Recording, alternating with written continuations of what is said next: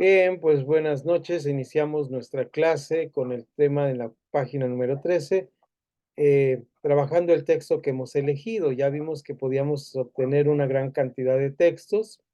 Dijimos que podía ser desde un libro, como fue el libro de los Gálatas, y estuvimos viendo un bosquejo pequeño del libro de Gálatas y viendo que teníamos muchos temas de donde elegir. El tema a elegir, pues naturalmente, y empiezo esta clase con esto que traigo para ustedes. Como siempre, iniciamos, además del manual que está ahí en la página 12, con una lectura o un pequeño análisis de la Biblia. Entonces, en esta ocasión vamos a tocar este tema que se encuentra en el primer libro de Corintios. Por favor, acompáñenme a este texto y vamos a ver en el capítulo 4, de primero a los Corintios, capítulo 4.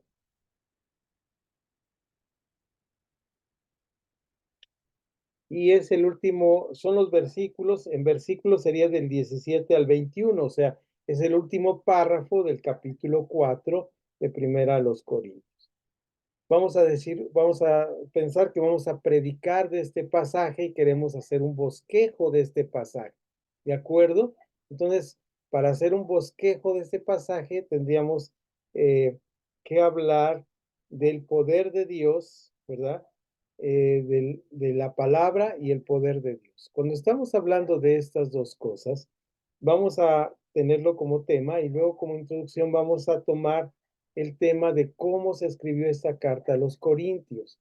Esto lo estudiamos, dijimos, en los diccionarios bíblicos, en los libros, como les enseñé, que había bosquejos de los libros diferentes en nuestras Biblias, ¿verdad? Les enseñé la vez pasada que a veces algunas Biblias traen bosquejitos pequeños que nos permiten y nos ayudan a ver esto, ¿verdad?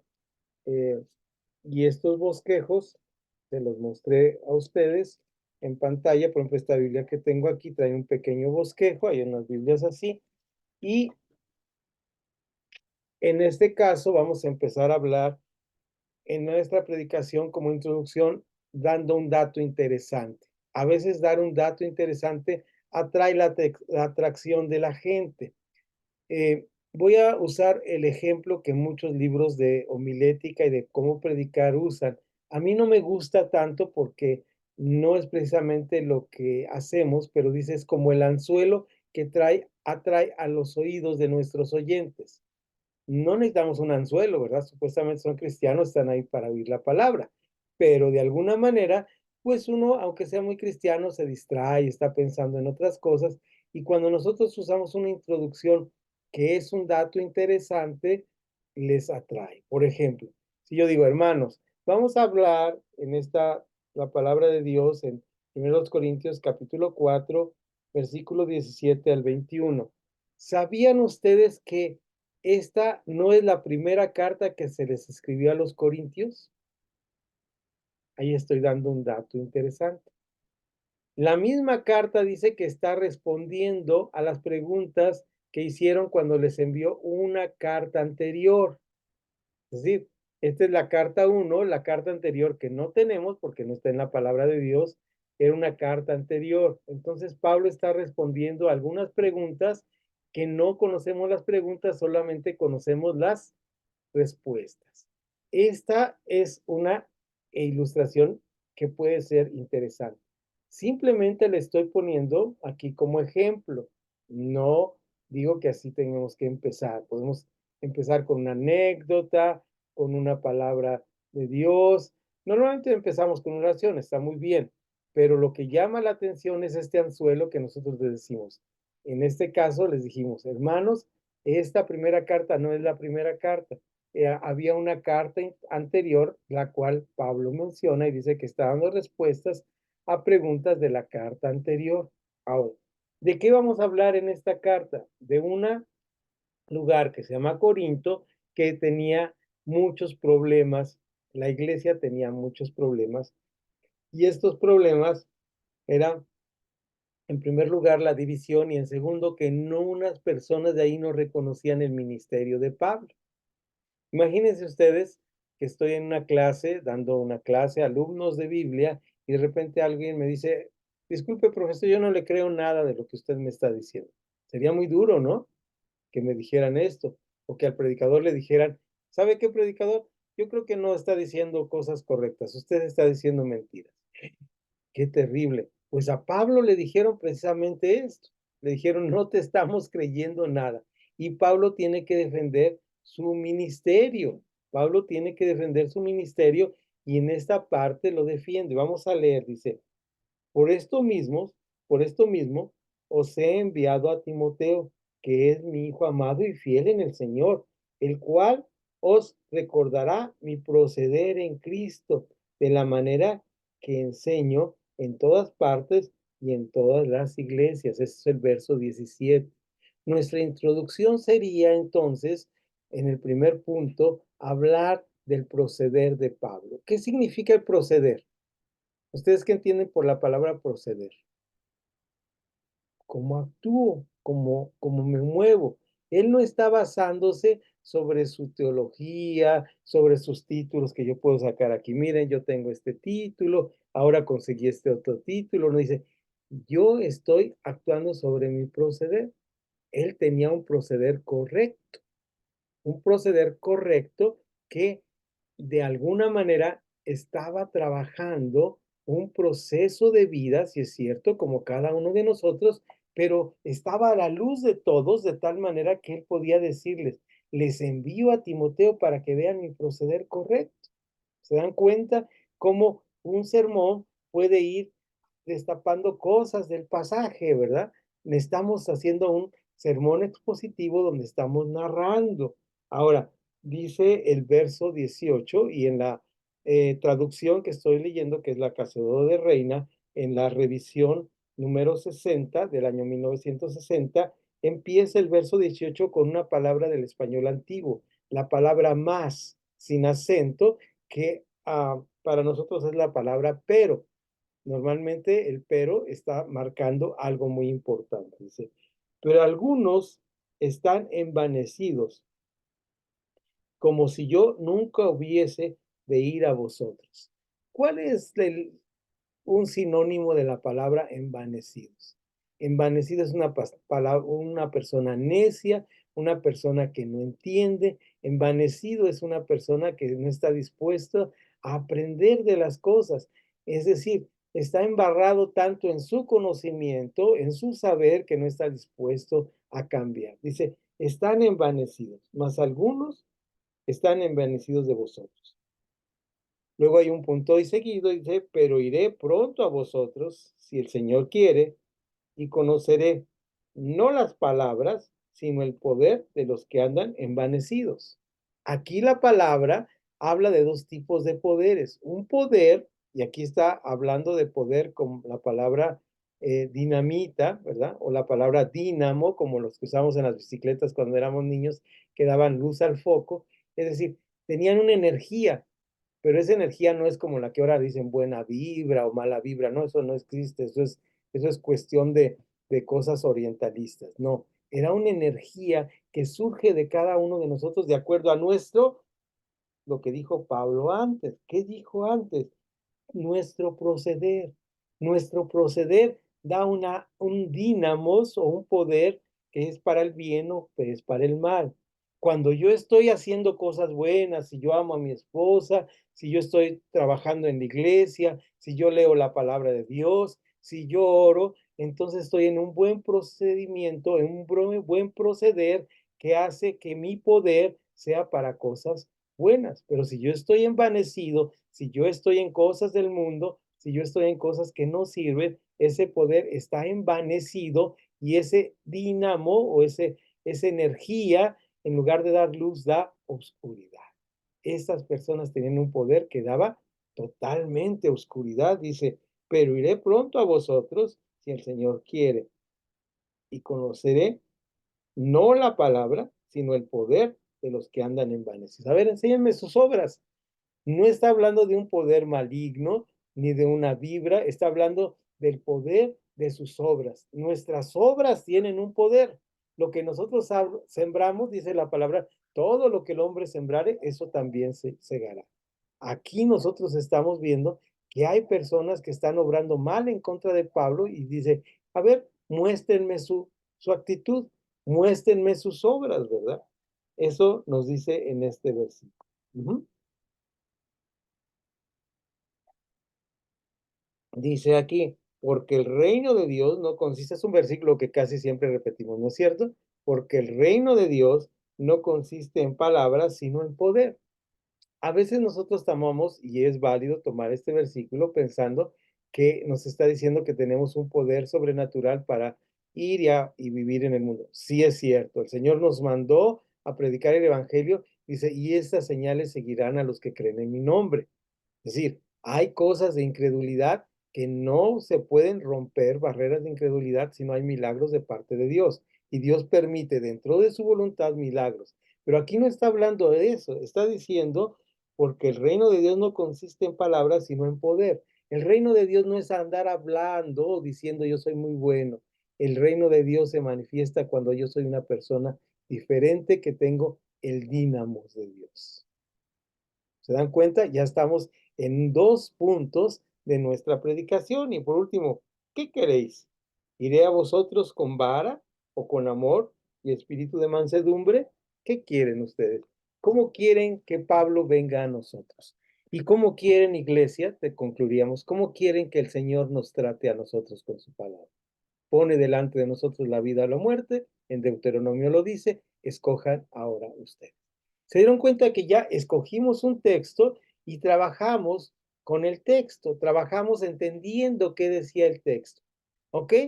¿Dudas, preguntas hasta aquí de cómo trabajé este texto o comentarios que quieran añadir o preguntas? Adelante, estamos en el tiempo. Dejen quitar mi anclaje y ver los cuadritos porque no los veía por estar leyendo aquí. Ahí ya los veo a todos. Bienvenido Arturo y Alicia también. Bienvenidos, bienvenidos.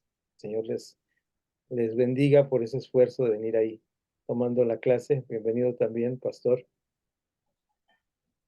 A mí, pastor, a mí Dígame. me falta entender todavía y me gustaría aprender eso muy bien para poder hablar como viene escrito en su palabra. Eso me cuesta un poco todavía de trabajo. Ok. No se preocupen ustedes porque eso lo da el Espíritu Santo, es el que nos enseña y nos recuerda todas las cosas. Y además de eso, mi estimada Connie, hay algo muy importante de lo cual yo les he hablado, que es la hermenéutica comunitaria, es decir, la interpretación de todos los hermanos juntos, ¿verdad? Recuerdan ustedes en el libro de los Hechos, como dice Pedro, dice, nos pareció bien a nosotros y al Espíritu Santo, es decir, cuando nosotros estamos en comunión vamos aprendiendo juntos, ¿de acuerdo, Connie? Así que poco a poco vas a ir aprendiendo y leyendo. Cuando tú vuelvas a poner tus ojos en 1 Corintios, lo vas a hacer. Ahora, otro consejo, el que les di la clase pasada, leamos los libros completos, ¿sí? Pongámonos como tarea, no un versículo, no leer 4:20 y decir, el reino de Dios no consiste en palabras, sino en poder. Pues eso es muy chiquito, muy reductivista, ¿verdad? Qué bueno que podamos leer los versículos completos, que podamos leer el capítulo completo, qué bueno que pudiéramos leer los 12 capítulos de 1 Corintios, porque eso nos dará un contexto. Además de eso, Connie y demás alumnos que están aquí conmigo, hermanas y hermanos, es muy importante saber qué es vivir la palabra. Si yo en este momento digo, simplemente quiero vivir con esto que estoy entendiendo aquí de 1 Corintios, y lo que tengo que hacer es vivir, como dice Pablo, yo les voy a enseñar cómo fue mi proceder. ¿Qué sería mi proceder? Pues venir y vivir aquí conmigo, ¿verdad? Mira, se levanta y ora, se levanta y lee la Biblia, ¿verdad? Va a trabajar, trabaja, es responsable de su familia, no tiene vicios. Bueno, sí el café, pero bueno, no es un vicio tan feo, ¿verdad, Pastor Samuel? Entonces, hay cosas que nosotros tenemos que ir haciendo que nos identifican como cristianos, ¿de acuerdo? Muy bien, eso es lo que vamos a ir haciendo poco a poco. No te preocupes, mi estimada Connie, he visto tu progreso en esto y te has sacado puros dieces, así que vas bien y todos los demás igual. Así que va a ver Daniela cuando esté aquí con nosotros, que todos vamos caminando juntos porque somos una comunidad de estudio y vamos aprendiendo juntos. No hay aquí quien sepa más o quien sepa menos. Los saberes de todos los juntamos para la honra y gloria de Dios. Vamos al manual, a la página 12 y voy a ir leyendo. Ahora me van a ayudar porque si ven, estaba en la reunión, mis ojitos están un poco rojos, pero voy a tratar de leer. ¿Ese Trabajar paso el o texto. 12? Es la 13, perdón, Connie, tienes razón. 13, di cuál es el dato. Es abajo de la 12, la página que sigue es la 13, porque pues estaba parado aquí en la 12 yo, para ver dónde me había quedado, dónde me había puesto la rayita, pero es la que dice letra D, trabajar el texto. Después de elegir la porción del texto bíblico sobre la cual va a predicar, en este caso, paréntesis, yo escogí primero a los Corintios, capítulo 4, verso 17 al 21. Después de que yo escogía esto para predicar, la debe leer varias veces. ¿Qué es varias veces? Yo doy el siguiente consejo. Yo predico de dos maneras, porque me invitan a predicar algo temático o porque en mi iglesia tenemos un calendario de predicaciones. Por ejemplo, ahorita estamos hablando sobre los milagros de Jesús y me toca, cuando el pastor a mí me dice, te toca, el maestro Nahum, predicar sobre los milagros de Jesús, yo veo cuál me toca, entonces ya sé qué me va a tocar. Otra manera que yo predico es que yo normalmente leo la palabra de Dios lo más posible y cuando me toca leer primero a los Corintios, como me tocó este mes, escojo ese pasaje para hacer un sermón. Ya tengo el sermón, ya tengo el pasaje por cualquiera de esos métodos. La debo leer varias veces. No la leo una vez y de ahí deduzco. Yo lo que hago, ya que tengo el pasaje que me dieron, que escogieron o que yo escogí, lo leo completamente el pasaje una vez y lo pongo a macerar, lo reservo, como se dice en la cocina, ¿verdad? Lo reservo y lo dejo ahí tapadito, ¿verdad? Y trabajo mi día completo, hago mis cosas y en el transcurso del día trato de estar pensando en qué me está a qué me está retando a mí en lo personal ese pasaje. No lo que voy a decir, no lo que voy a presumir cuando diga, ¿verdad? No el griego que voy a hablar, no la ilustración que voy a decir, sino ese día lo trato de hacer, fíjense bien, en una reflexión hacia adentro de mí. ¿Qué me está retando ese pasaje? Día siguiente, ya que lo maceré, ya que lo dejé ahí reservado, lo vuelvo a tomar y lo leo. La única manera para que un hombre llegue a tener el conocimiento pleno de un pasaje es que lo medite lo suficiente para que el pasaje se apodere de él. Esto hice cuando lo maceré. Eso dice ahí nuestro manual. Cuando yo ya lo dejé y dije, ¿qué me está hablando a mí el pasaje? Entonces ya puedo empezar a trabajar con el pasaje. Eh, Dos, el pasaje bajo estudio también debe ser relacionado con el contexto inmediato, es decir, el contexto inmediato del pasaje. Saber quién es Pablo, saber quién es Timoteo, ¿verdad? Porque si no sabemos estas cosas, pues nos pasa como aquel hermano que le preguntaron si sabía cuál era el nombre de la hija de Jairo, y dijo, sí, la hija de Jairo se llamaba Talita Kumi, ¿verdad? No era el nombre, el Señor le dijo Talita Kumi, que era arameo, que significa, niña, a ti te digo, levántate, ¿verdad? Pero como dice, le dijo Talita Kumi, dijo el hermano, la niña se llamaba Talita Kumi. Entonces, ¿qué pasó ahí? No tenía el contexto. Nos puede pasar esto. Entonces, tenemos que ver quién era Timoteo, en qué momento se anexó al trabajo de Pablo, qué pasó con su abuela, con su madre, la carta que él escribe. Esto no puede ser de la noche a la mañana. Si me invitan a predicar el viernes y yo no sé nada de Timoteo, pues tengo un problema. Esto se requiere de nuestra lectura constante de la palabra de Dios. Los cristianos solamente tenemos un trabajo, orar y leer la Biblia. Entonces no es tan complicado, ¿verdad? Nosotros somos los que nos complicamos y nos tenemos que ir al culto, tenemos que ir al culto de damas, tenemos que hacer culto de jóvenes, ahorita estamos metidos aquí en nuestra iglesia, por eso tenía una junta en la escuelita bíblica de vacaciones, si nos metemos en muchos líos, pero realmente nuestro trabajo es leer la escritura y orar. ¿Para qué? Para ser testigos de él. Dice, ir y hacer discípulos. Vente conmigo porque te voy a enseñar lo que el maestro me enseñaba. Bien, entonces, el segundo punto es este. El pasaje de estudio debe estar en el contexto inmediato, es decir, un capítulo antes, un capítulo después. Recuerden nada más que hay pasajes como Proverbios, Eclesiastés, el libro de los Salmos, que cada capítulo es una unidad independiente, es decir, el que lea el anterior de los Salmos no me va a dar luz sobre los Salmos. Entonces, hay pasajes históricos que sí, ¿de acuerdo? ¿Cuál sería un pasaje, un libro que tuviera pasajes muy importantes? Pues primero y segundo de Samuel, primero y segundo de Reyes, primero y segundo de Crónicas. Ellos sí tienen una historia larga. El libro de los Hechos, las cartas del apóstol Pablo que están relacionadas. Todos ellos tenemos que saber el contexto. Yo en este pequeño sermoncito que les preparé, vimos el contexto. ¿Cuál era el contexto?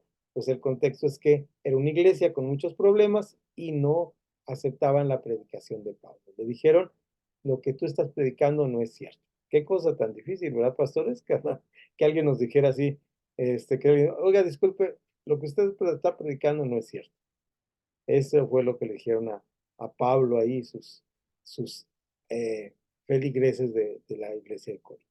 Entonces, aquí estamos con este párrafo que dice, para entender un párrafo tenemos que poder explicar cómo se desarrolla de lo que precede y de lo que sigue. ¿Qué propósito tiene este párrafo en este libro? Es decir, el contexto. Esto le llamamos el contexto. ¿Ustedes han visto alguna película y cuando ustedes la ven, hay algo que ponen ahí, en el año fulano, 2 años después, una semana después? ¿Por qué lo ponen ahí? Porque sin esto no podríamos entender el contexto, ¿verdad? Sin esto no podríamos. O esto se desarrolló en el año de no sé, 1971. Ahorita estaba viendo una pequeña miniserie de Netflix, no es recomendar Netflix aquí, la clase, ¿verdad? Pero me llamó la atención porque la vi aquí en internet y es de un secuestro que se hizo en el año 1971 en Bogotá. Y yo recuerdo que mi papá platicaba de ese secuestro de avión. Entonces, me llamó la atención. Entonces, cuando pongo para ver qué tal estaba, cómo estaba ambientada, qué tan buena era la película, veo que lo primero que ponen, abril de 1971, ya nos da un contexto y nos dice, esto no pasó cuando había internet, esto no pasó cuando había pandemia, ¿verdad? Esto nos da un contexto. Nosotros debemos entender siempre el contexto del texto que vamos a ver. Si no lo logramos entender rápido, ¿qué tenemos como auxiliar? Diccionarios bíblicos, ¿verdad? Al pastor Samuel para preguntarle, ¿verdad? Tenemos libros de consulta, el tío Google o el hermano Google, como usted le tenga confianza, que le preguntamos, ¿y dónde está Corinto? ¿Verdad? Ahora tenemos hasta inteligencia artificial, que le decimos, ¿verdad? O a Siri, o a Alexa, que nos platique qué sabe sobre Corinto. Entonces, ese es el contexto que nosotros tenemos que manejar antes. Luego, número 3. ¿Alguien me ayuda con el número 3? Que dice, a leer el pasaje.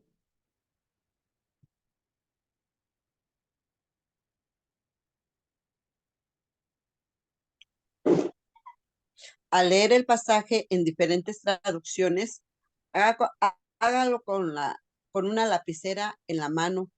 Anote A. Los problemas del pasaje, las cosas que son difíciles de entender. Ok, B. hasta ahí, perdón, Las, pastora. sí. Perdón, pastora. Nomás hasta la A y ahorita te permito seguir leyendo. Vean ustedes, vamos a tratar de hacer el ejercicio. Perdón, no te avisé hasta dónde. Una disculpa, mi estimada José. Pero ahí en 1 Corintios, capítulo 4, versículo 12, dice, más algunos están envanecidos. Ahora, nosotros vamos por el mundo diciendo la palabra envanecido, o es una palabra poco usual. ¿Qué me dice? Es poco usual, ¿no es cierto? Entonces vamos a ver si de casualidad, aquí tengo yo abierto mi, ustedes se los comparto, Primera de Corintios 4, versículo, déjenme compartir con ustedes. mi internet. Aquí está.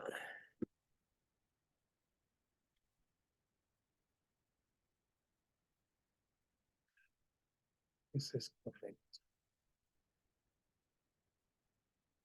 Vamos a compartir.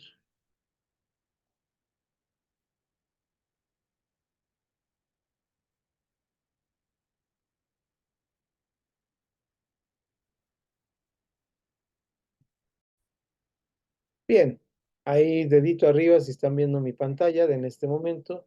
Y capítulo 17, guión 21. Último párrafo de 1 Corintios. Ven cómo es un solo párrafito en esto que tenemos. Ajá. Ahí está nuestro párrafito un poco más grande. Y ahí está lo que acabamos de leer. ¿De acuerdo? Los que tienen celular a lo mejor están viendo viscos, pero ahorita les explico qué estoy haciendo. En esta página que está aquí, que subrayo ahora, es donde yo pude ver este pasaje bíblico. Si usted tiene un celular con internet, ahí puede usted ver este pasaje. Ahora mismo la pego en el grupo para que usted, yo creo que ya la había recomendado antes, pero si no la había recomendado, ahora mismo la recomiendo. ¿De acuerdo? Entonces, ahí está la página que estamos viendo. Y fíjense qué maravilla de la modernidad. A uno de nosotros nos llegó tarde la modernidad, por eso nos quedamos cieguitos, que aquí tenemos un botoncito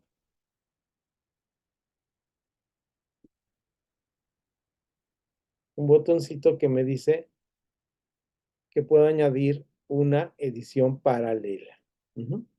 Ya tengo aquí una edición paralela en nueva versión internacional. Y dice aquí el verso 18, en esta palabra que no eran muy común, que era la palabra cual dijimos, que se habían envanecido, dice, ahora bien, algunos de ustedes se han vuelto arrogantes. ¿De acuerdísimo? Entonces, la palabra arrogante todavía es más común. Vamos a ver si hay otra versión o revisión. Hay traducciones y revisiones, ¿de acuerdo? Vamos a ver una que todavía es más, que se llama traducción del lenguaje actual, ¿de acuerdo? Y aquí en traducción del lenguaje actual dice, algunos de ustedes se sienten muy valientes. Ajá. Envanecerse es creerse de más, muy creídos, ¿verdad? Eran muy creídos. Sin embargo, si Dios quiere, muy pronto iré a visitarlos y entonces sabré si esos valentones andan hablando, además de hablar, hace lo que dicen. Ajá, hacen lo que dicen. Aquí no está hablando de la ética. La palabra no es para hablarla, la palabra es para hacer lo que decimos. Por esa razón, dice, cuando alguien pertenece al reino de Dios, lo demuestra por lo que hace y no solo por lo que dice, ¿verdad? Ahí nos da claridad el pasaje, naturalmente, porque está hablando en un lenguaje más actual. Queda claro todo esto, dejo de compartir para dialogar sobre esto. ¿Se dan cuenta para qué nos sirve una traducción, una revisión diferente? Porque la Biblia fue escrita en un lenguaje muy antiguo que no entenderíamos y entonces nosotros necesitamos buenos traductores o varios traductores para nosotros entender. Nosotros los viejitos defendemos la Reinita Valedora, ¿verdad? Y nosotros, si no es en Reina Valera 60, no leemos, porque así estamos acostumbrados. Pero cuando predicamos, tenemos que entender bien el pasaje para que los que nos están escuchando entiendan mejor el pasaje. ¿De acuerdísimo? ¿Dudas, preguntas hasta aquí? ¿Estamos bien? Bien. Seguimos adelante. Dice, ahora sí, perdón, pastora, te interrumpí, pero otra vez léeme nada más el B. El D El B. B de... al B. Ok. Las palabras cuyo sentido no entiende. Ok, hay palabras que no entendemos. Yo me acuerdo mucho cuando tenía aproximadamente como 15 años que me invitaron a predicar y yo estaba leyendo el Evangelio según San Juan y yo dije, ay, este pasaje está bien, bien bonito. Y dice el pasaje al principio, lo voy a citar de memoria, si no lo cito correctamente pueden corregirme, dice, la hacha está echada a la raíz del árbol. Y entonces yo dije, ¿cómo va a estar una hacha echada? Yo lo que recordaba de echada era mi perrito echado a mis pies. ¿Se dan cuenta? Entonces, yo tenía que ir al diccionario y entender bien la palabra, si no yo iba a predicar otra cosa. Entonces, sí es importante, además del contexto, tener un buen diccionario en español y un diccionario bíblico para entender bien la palabra. Si hay una palabra que no entienda, la voy a anotar, ¿ok? Y la voy a entender. Siguiente, pastora, sigue, por favor. C. Lo que le parece ser el tema o sujeto del pasaje. Ok, en este caso de lo que leímos, el tema es portarme bien, demostrar mi fe con los hechos. Ujú.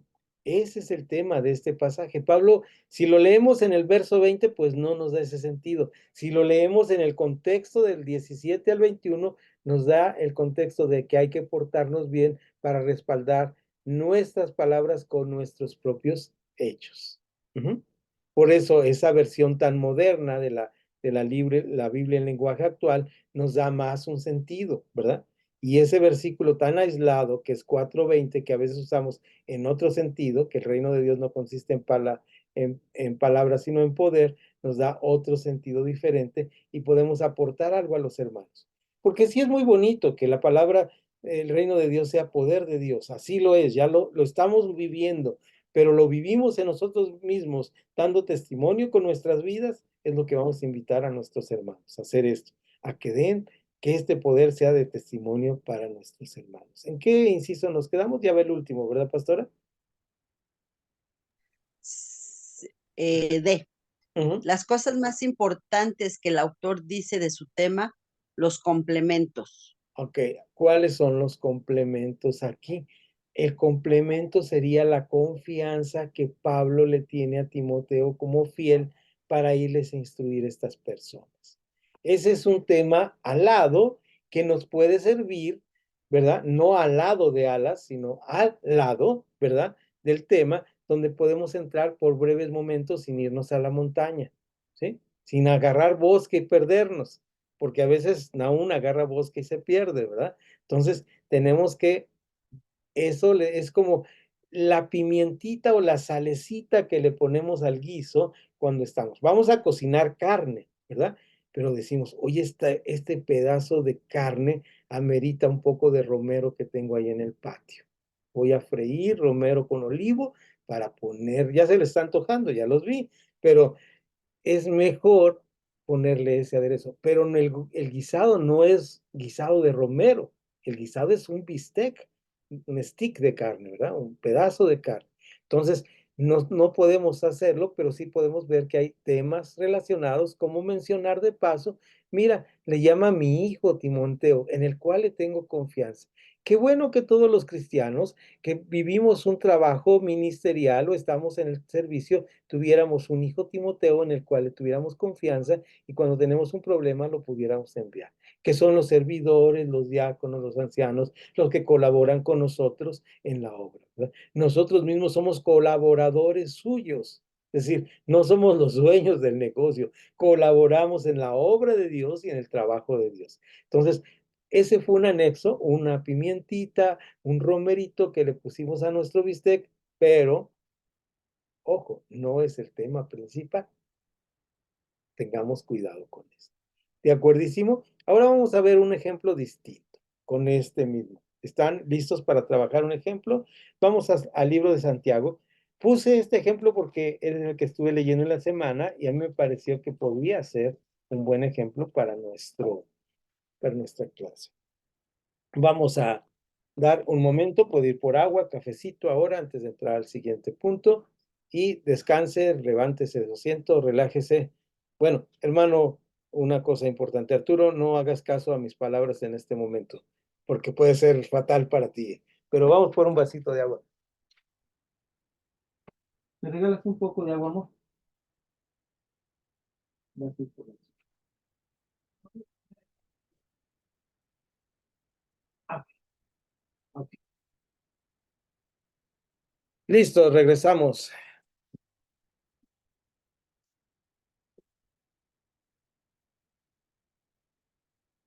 Gracias.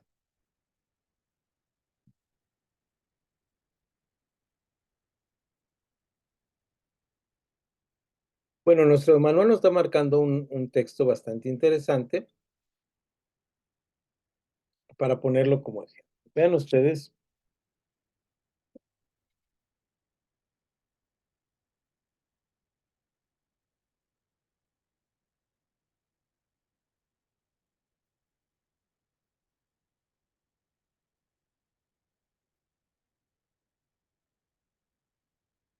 Y aquí nos dice que el sujeto, la parte importante de Santiago 1, 5 al 7, va a ser cómo conseguir la sabiduría. El asunto, la sabiduría. Complemento, ¿verdad? Ese es el bosquejo que nos está dando el manual. Hay que pedir, no hay que dudar. Sabiduría, está movido aquí, perdón. No hay que dudar, y aquí en el tema está movida esa sabiduría. Empújenla ahí en el manual hasta la parte de abajo. No hay que dudar, tema, la falta de sabiduría, la necesidad de la sabiduría. Se dan cuenta que está movido nuestro manual. Ya me había olvidado de esta parte. Y luego hay que pedir con fe. La duda, el pedir a Dios, la fe, la provisión de Dios, la oración. Vamos a ver por qué nos pusieron todos estos temas con rapidez. Entonces, nuevamente entramos a la lectura de Santiago, ¿verdad? 1, del 5 al 7. Dice, bueno, soy rebelde, ustedes lo saben. Yo predicaría del 2 al 7, pero bueno, hermanos míos, tened por sumo gozo cuando os halléis en diversas pruebas, sabiendo que la prueba de vuestra fe produce paciencia. Mas tenga la paciencia su obra completa para que seáis perfectos y cabales, sin que os falte cosa alguna. Si alguno de vosotros tiene falta de sabiduría, dásela a Dios, el cual da a todos abundantemente y sin reproche, y le será dada.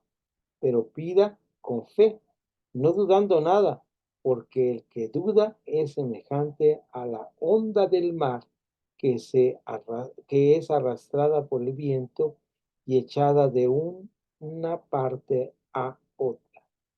No piense, pues, quien tal haga, que recibirá cosa alguna del Señor. Es decir, quien está pensando que duda, pues no va a recibir nada. ¿De qué nos está hablando este pasaje? Dejen bajar aquí mi bosquejo para empezar a decir, este pasaje es muy interesante y puede ser un pasaje que podemos predicar de la sabiduría. Como ya tenemos experiencia a estas alturas, decimos que cómo conseguir la sabiduría sería el sujeto que estamos tratando de abarcar, es decir, el tema, también podemos llamar el tema. Cómo conseguir sabiduría sería nuestro tema. El asunto o título, también lo podemos manejar así, sería la sabiduría. Hermanos, hoy les vamos a hablar de la sabiduría en el libro de Santiago. ¿Sabían que el libro de Santiago no tenía este título cuando se escribió? Simplemente lo escribió uno de los apóstoles o seguidores de Jesús. Y es curioso que este hombre tenía, por así decirlo, dos nombres. Era Jacobo y era Santiago, ¿verdad? Pero saben que Santiago no era como un nombre diferente en otro idioma, sino fue producto de un proceso de vida del propio Jacobo. Jacobo era un hombre muy piadoso de Dios, de tal manera que dice que era un hombre de oración. era un seguidor ferviente de Jesús. Fue posiblemente al primero que le empezaron a llamar por su convicción de Dios como santo. Aunque todos los hermanos del primer siglo eran santos y eran romanos como santo, este hombre Jacobo tenía este apodo antes de su nombre, de tal manera que se llamaba, todos se mencionaban a mí, como mencionar mi nombre, Nahum, como dirían, Nahum el buenita onda, ¿verdad? O Nahum el comelón, ¿verdad? A él se mencionaba de él Santo Jacobo. Cuando este nombre pasaba a otro idioma, Santo Jacobo en el latín, se oía como Santiago. Noten ustedes, Santi Jacobo, Santiago. Por eso este libro se llama el libro de Santiago. Entonces, con esto ya atrapamos la atención de nuestros oyentes, con esta introducción. Ahora, ¿qué tenemos que hacer con esto? Ya los tenemos ahí. Dije anzuelo la vez pasada, no quiero decir anzuelo, pero es una ilustración, un dato que los hermanos no tienen. ¿Dónde saqué este dato? Pues de leer algunos libros, de leer los comentarios, como el que les mandé.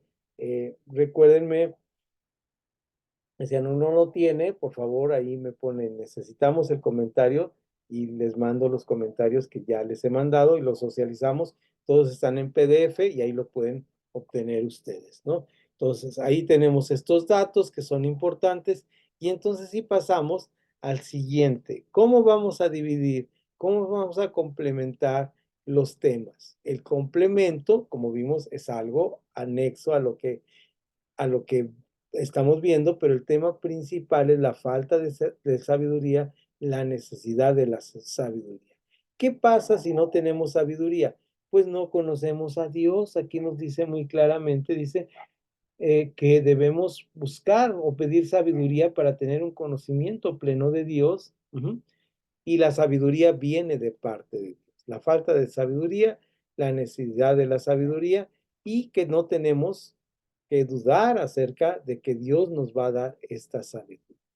Pero también tenemos que ser bien claros que la palabra aquí nos está diciendo algo muy interesante. Nos está diciendo que si nosotros no lo pedimos, no se nos va a dar. Dios nos da mucha gracia, muchas cosas gratis. Casi nos dice que Él nos está regalando todo. Solamente nos pide algo. Pídelo. Pedid y se os dará. Pedid y se os dará. Ni siquiera necesitamos irlo a comprar, hacer una manda de aquí al Distrito Federal, allá por la delegación Benito Juárez. No tenemos que hacer nada más que pedirlo. Y el Señor nos lo da. ¿Y qué nos va a dar? La sabiduría. ¿Para qué nos va a dar la sabiduría? Lo leímos en los primeros versículos que omite el manual. Dice, nos las va a dar, mas tenga la paciencia su obra completa para que seáis perfectos y cabales sin que os falte cosa alguna. Es decir, si no tenemos sabiduría, no podemos llegar a la perfección. ¿A qué estamos llamados?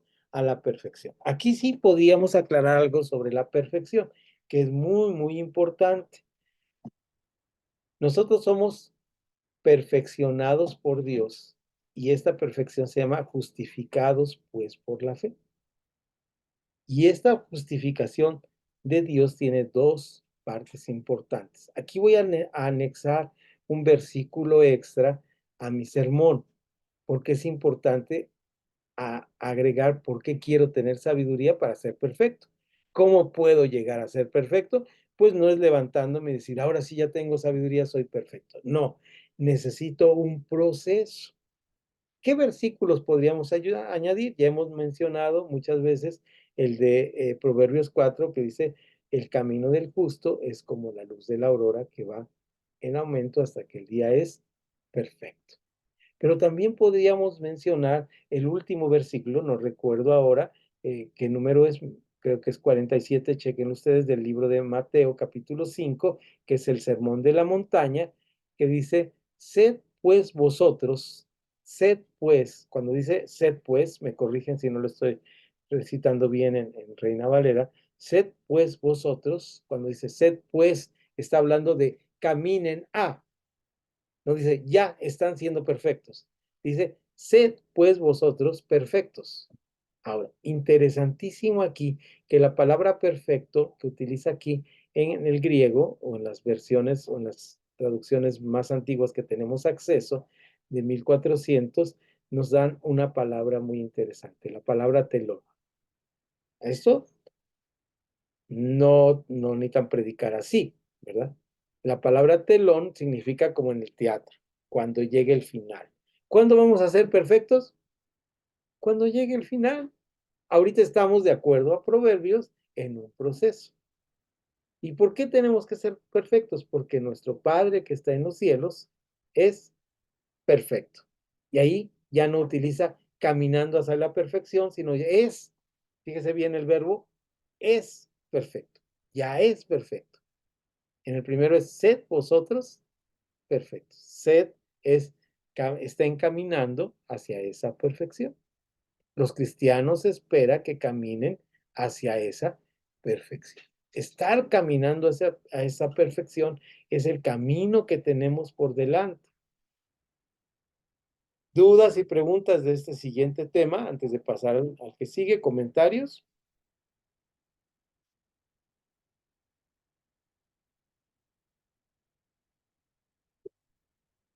¿Todo bien? ¿Nadie prende su micrófono? Cuando tus alumnos entienden todo, uno se empieza a preocupar. O estoy explicando muy bien o no saben ni de lo que estoy hablando. Espero que estén entendiendo bien. Ok, vamos a la letra E. ¿Alguien me ayuda con este primer párrafo hasta donde dice segundo libro de Samuel, 11, 12, en parte? Es importante notar la clase de literatura bajo consideración. Si predicamos sobre historias bíblicas, debemos considerar pasajes más largos, segunda de Samuel 11 y 12 en parte, para poder presentar toda la historia. Ok, entonces vamos a segunda de Samuel. No lo vamos a leer el 11 y 12, pero ya al empezarlo a leer en el segundo libro de Samuel, nos damos cuenta de qué trata el asunto, ¿no? Ahí, en este segundo libro de Samuel, ya nos damos cuenta que es esa historia terrible de un rey que, haciendo abuso de su autoridad, se enreda con Betsabé, ¿no? Y luego ya más adelante entendemos cómo Natán, el profeta, va y le cuenta esta historia que dice, había un hombre que tenía una corderita, ¿verdad? Y esa corderita la había creado, la tenía a su cuidado, todo esto. ¿Cuál fue la consecuencia del pecado de David? Pues primeramente la muerte del hijo que nació de Betsabé, luego inmediatamente tenemos ahí la historia de este hermano de los hermanos o hijos de David que se mete viola a su hermana, ¿verdad? Y su hermano va y lo mata, tiene que huir, hay una rebelión, todo es un desastre. Un desastre que si esta persona no hubiera cometido ese acto, no se hubiera hecho todo ese desastre. Es decir, pero tenemos que conocer la historia. ¿Qué pasa si nosotros solamente leemos una partecita de esta historia? No tenemos el contexto. Dice aquí, hay libros que si vamos a predicar, tenemos que tener el contexto completo. No así en los salmos. Un párrafo es más o menos equivalente a una estrofa de los salmos. Sin embargo, el predicador se ocupa mayormente de todo el salmo, pero a veces con un salmo es suficiente, pero no tiene contexto, ¿verdad? Vamos a ver un salmo de los que a ustedes seguramente les gusta, que es el Salmo 139. No es muy largo, no es el 119, es el 139, más adelantito. Y este salmo no es tan largo como los otros salmos, pero sí es largo. Es un poema, pero el poema habla de Dios mismo Y fíjense cómo este nos habla de que es un salmo que tiene una estructura que quien lo está pensando en una sola cosa. Por eso dice, un salmo se puede predicar todo el salmo, aunque normalmente usamos solamente uno de los salmos. Pero dice, oh Jehová, tú me has examinado y conocido. Tú me has conocido. Ay, ya no me dejó leer el ojo. Tú me has conocido mi sentarme y mi levantarme. Bueno, lo voy a tratar de decir. Si estoy mal, me dice. Has entendido desde lejos mis pensamientos. Has escudriñado mi andar y mi reposo. Y todos mis caminos te son conocidos. Somos conocidos por Dios. ¿Mm? Y sigue así el salmo. Voy a brincar algunos para no. Pero vean el 23 cómo sigue con este tema. Es lo que yo quería que vieran. Sigue con el tema. Examíname, oh Dios, y conoce mi corazón. Pruébame y conoce mis pensamientos. Y ve si hay en mí camino de perversidad. Y guíame en el camino eterno. ¿Sí? Entonces, el Salmo 139 del principio al final, aunque ya es un salmo más larguito, no es tan cortito como el Salmo 1 o otros salmos muy, muy pequeños, sí es un salmo que tiene una, ¿cómo dice aquí? Ayúdeme a ver dónde me quedé. El salmo, un párrafo, es más o menos equivalente a una estrofa del salmo. Sin embargo, es decir, el 139 podemos ver que el canto tiene como estrofas. Voy a dividir las estrofas, si usted no lo tiene dividido ahí. La primera estrofa sería del verso 1 al verso 6. La siguiente estrofa sería una estrofa larga, que sería del verso 7 al verso 18. Es un canto de 3 estrofas. Y la tercera estrofa del poema sería del 19 al 24, que yo leí el 23 y 24 de Salmo 131. Son 3 párrafos, pero estos 3 párrafos están en perfecta unidad. Podemos predicar de todo el Salmo y no habría problema porque siempre el tema va a ser el mismo. No así a veces en Proverbios. En Proverbios a veces están como divididos y tenemos que entenderlo como son diferentes proverbios que están como chocando unos con otros y dándonos. Y mucho más difícil, pues predicar de un libro poético como Cantar de los Cantares, que es toda una puesta en escena de una obra musical, que esa de plano, si no se predica de todos los 6 o 7 capítulos, no recuerdo ahora cuántos tiene con precisión, no estamos leyendo o interpretando esto correctamente. ¿De acuerdo? Entonces, como predicadores de un pasaje, tenemos que escoger muy a gusto los pasajes.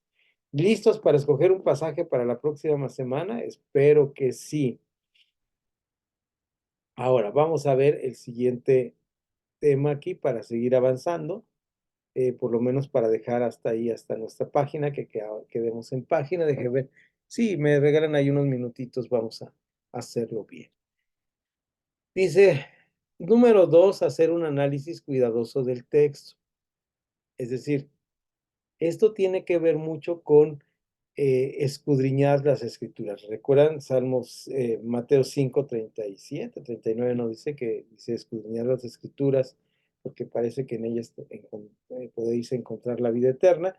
El escudriñar significa esto, buscar con intereses, no solamente leer, sino buscar qué hay detrás de todo. Tenemos 3 partes importantes. Estas 3 partes importantes son, primeramente, observación. Lo que el texto dice. ¿Qué dice? Aquí vamos a añadir algo que ya vimos en las clases pasadas, en los módulos pasados. Esta frase que no sé dónde la leí, pero es bonita, que dice, ¿qué decía el texto antes de que yo lo leyera? Antes de que yo ponga los ojos sobre el texto, ya decía algo el texto. Después de que lo leo, ya dice cosas diferentes. Por eso es importante, muy importante, aquí me brincó algo, pero no sé qué es.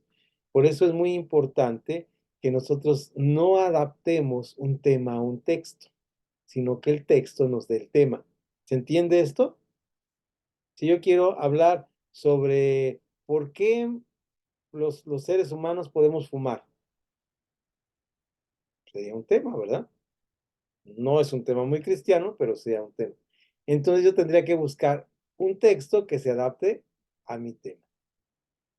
Pero si yo tengo un texto como el que estoy viendo aquí en Santiago 1, el texto se tiene que adaptar al tema.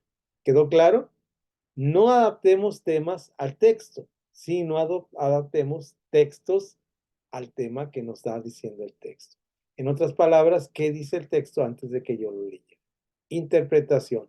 A esta primera parte pueden ponerle la palabra griega hermenéutica con H, perdón, borren el cassette, a ver, rewind, me equivoqué de palabra. Exegética, perdón, interpretar, leer el texto antes de que yo lo leyera, se llama exégesis. Lo primero que tenemos que hacer es una exégesis. ¿Qué dice el texto realmente? ¿Qué dice el texto con realidad? Vamos a ver un ejemplo claro en lo que acabamos de leer, ¿verdad?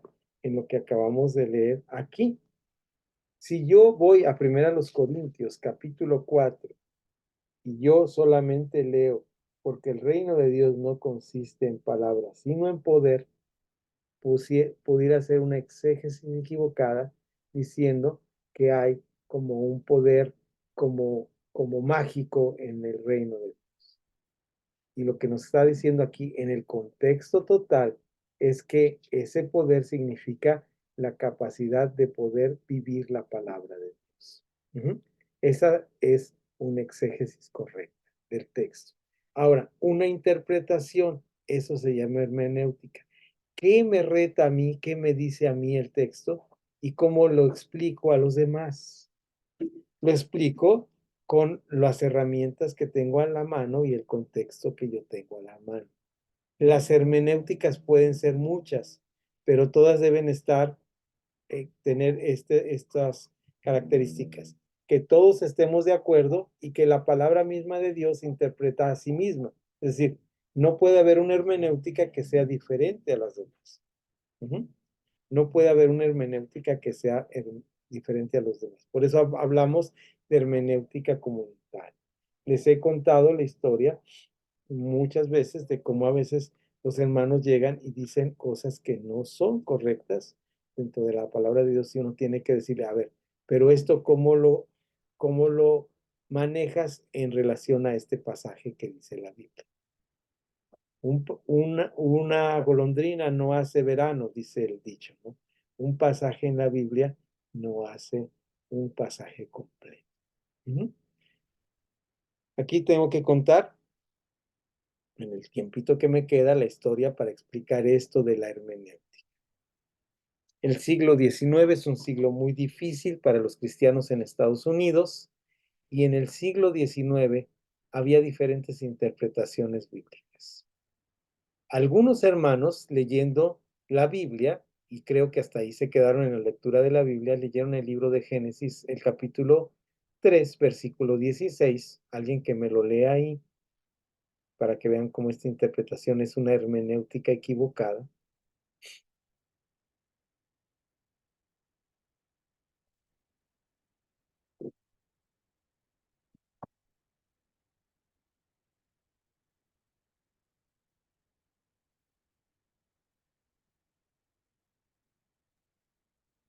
Adelante. Dice, a la mujer dijo, multiplicaré en gran manera los dolores de tus preñeces, con dolor darás a luz los hijos, y tu deseo será para tu marido, y él se enseñoreará de ti. Ok, ese es 3:16, ¿verdad? De Génesis. Y entonces algunos hermanos dijeron, si el deseo se adueña, si el hombre se adueña de su deseo, ¿verdad? Por esta maldición, es una maldición, está en el contexto de una maldición. Pero no vamos a ver qué interpretaron. Lo que interpretaron ellos es que dijeron, pues mira, si la mujer hace lo que se le da la gana, está mal. Y un día una hermana muy ferviente en el sur de los Estados Unidos llegó a un pueblo donde había cristianos y empezó fervientemente a predicar. Eso está en la historia, lo pueden ustedes encontrar en la historia de los hermanos cuáqueros. Y empezó a predicar la palabra de Dios en medio de ellos. Y cuando le estaba predicando, alguno se levantó y dijo, como les dije hace rato, oiga, hermana, ¿y su marido? No, pues él está trabajando, él no puede. No, pues es que entonces ya no se está enseñoreando de usted. Usted es una libertina, está haciendo lo que se le da la gana. Además, yo creo que le estaba predicando cosas muy duras, eso no lo sé, pero seguramente trataron de defenderse.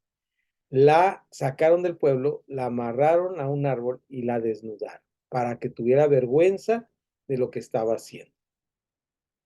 Esto está en la historia de unos cristianos atacando a una cristiana. ¿Basados en qué? En un pasaje bíblico.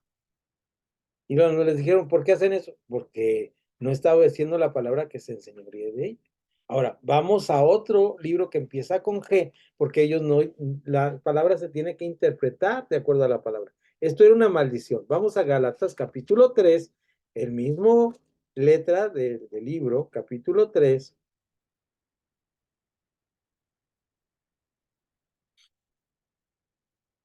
Está larguito, pero se los voy a leer al fin. Todavía veo que tengo ahí unos minutitos. Dice 3:23. Voy a leer desde el 22, me parece. Ah, caray, me sigo regresando porque es importante. Empieza con las preguntas de retórica muy importantes en la 21. Recuerden que Pablo está peleando con los que siguen la ley, los que solamente ven Génesis 3:16, ¿de acuerdo? Y dice, luego, la ley es contraria a la promesa de Dios en ninguna manera, porque si la ley dada pudiera vivificar, la justicia fuera verdaderamente por la ley. Es decir, si te dicen, no matarás, no hurtarás, no cometerás adulterio, y lo cumples, pues estaría muy bien, pero esto no vivifica, al contrario, te lleva al pecado, por eso en el Antiguo Testamento había sacrificios. Ahora les va a hablar Pablo del perfecto sacrificio, pero antes de que viniera la fe, estábamos confinados bajo la ley, encerrados para aquella fe que iba a ser revelada. Versículo 24.